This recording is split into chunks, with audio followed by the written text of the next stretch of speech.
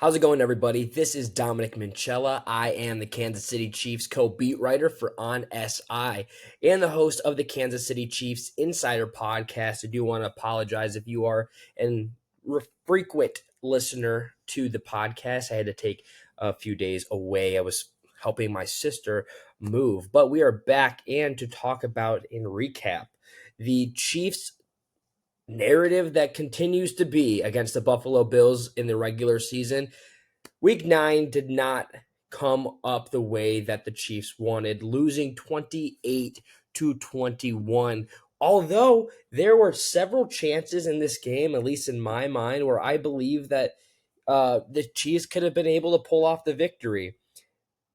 Buffalo, to their credit, had a lot of momentum on their side coming into this game, with not only having the rivalry kind of be on their side, the narrative leans towards Buffalo if they want to win, especially in the regular season. Josh Allen has beaten Kansas City and Patrick Mahomes, I believe, 5 times now in the regular season, but they still are winless when it comes to facing off against the Kansas City Chiefs in the playoffs. Something that I think Chiefs Kingdom should be or feels already happy with, knowing that this is just a one game in a season. But if they do find their way into the playoffs, both teams, and they face off again, it's going to lead towards Kansas City just because that's how the narrative works out. However, there was a lot of things that I believe that the Kansas City Chiefs did not do well in their game, especially going into their bye week. So as we know, Kansas City came into this game with a 3-game record of wins, and they had been averaging 28 or more points in 5 straight games, something that hadn't been done for a long time. And Patrick Mahomes, with the wide receiving crew he's got, it seemed like they had a lot going their way and should have been able to get the ball moving a little bit. At the end of the day, though, Patrick Mahomes did have 250 passing yards, something that I predicted. If you go back on to the site and check out what to expect from Patrick Mahomes versus the Bills, the article that came out before the game came out, I did predict that he should be around 250 and 270. So I did feel fairly confident in my abilities to kind of see what the statistics were. I did also give averages, so be sure you go check that out. I typically do that before every game for Patrick Mahomes and how he's stacking up against other opponents. But in the 15 completions he had, the 250 passing yards were not enough, as he didn't even have a passing touchdown. He did have one interception, which really came late. It was a deep throw that really seemed like Buffalo had it all the way. And this is the real kicker that I think that Kansas City going forward especially should be happy that they are in their bye week, is their offensive line resembled a lot of how it used to look in 2024.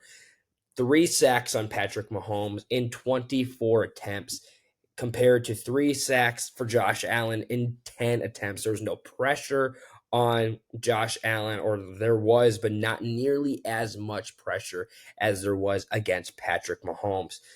While that could have been just the environment or the strength, or rather the weakness of the Chiefs offensive line going into this game particularly, it is something where Kansas City, if they don't fix the offensive line, we have seen what happens in games where the offensive line kind of doesn't allow Mahomes to look down the field or be able to move around. It showed in this game. Luckily, you live on to play a week 10, a week 11, a week 12. If this happens in the playoffs like it happened last year, you're done.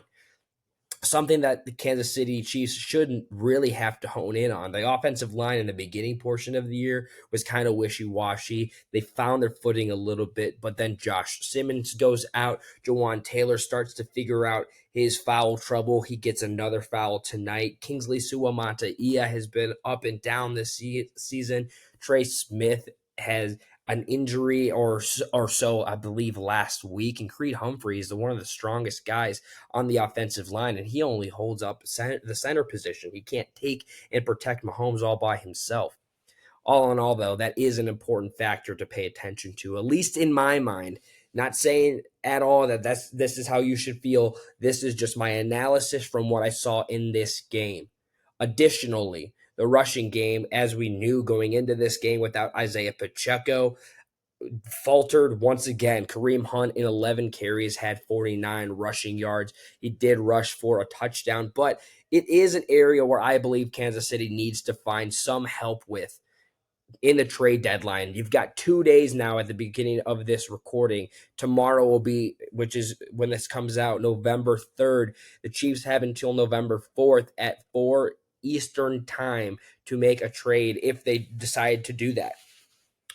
On the receiving side of the ball, Rashee Rice, he had himself a pretty good game. He had 4 receptions and 7 targets, 80 receiving yards. He also rushed in for a touchdown. It was a touchdown where, Rashee Rice being in the offense, you just knew that this was going to be a flowing thing. Hollywood Brown was great on the deep connections today, 73 receiving yards in 2 receptions, 5 targets. Travis Kelce also had a few long tosses. 28 was his longest reception, 66 receiving yards. And then Xavier Worthy in 3 receptions, 23 receiving yards. Everybody ate, so to say.